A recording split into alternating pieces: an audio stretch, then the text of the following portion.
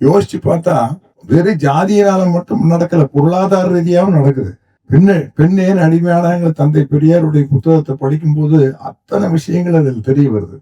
நல்ல சரியான கல்வியும் அந்த அந்த கல்வி அனைவருக்கும் போகும்போது அந்த கல்வி அனைவருக்கும் போவதனால் வரும் பதவியினாலும் பொருளாதார வளர்ச்சியினாலும் இந்த மூடத்தனம் எல்லாம் ஒழிஞ்சு போகும்னா இது ஒரு தனி செக்ஷனா போயிட்டு இருக்குது. இது தனி செக்ஷனா போயிட்டு இருக்குதுங்க. ஏஐன்னு ஒண்ணு வருது. எங்கேயோ இப்போ தோழர்கள் சொன்ன மாதிரி சந்திர மண்டலத்துக்கு ராக்கெட் விடுறா, என்னென்னமோ நடக்குது.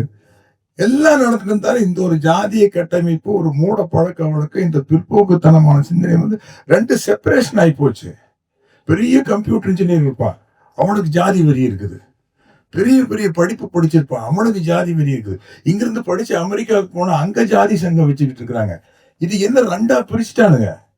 அறிவு தனி, மூட நம்பிக்கை தனி, செப்பரேஷன்.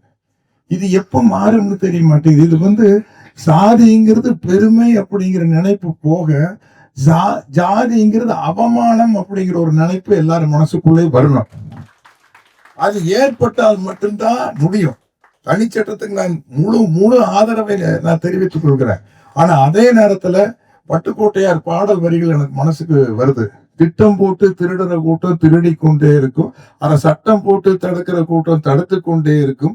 திருடராய் பார்த்து திருந்தாவிட்டால் திருட்டை ஒழிக்க முடியாதுன்னு எழுதுவார் இல்லைங்களா? அதே மாதிரி மக்கள் மனசு திருந்தாத வரைக்கும் இதை மாற்றவே முடியாது.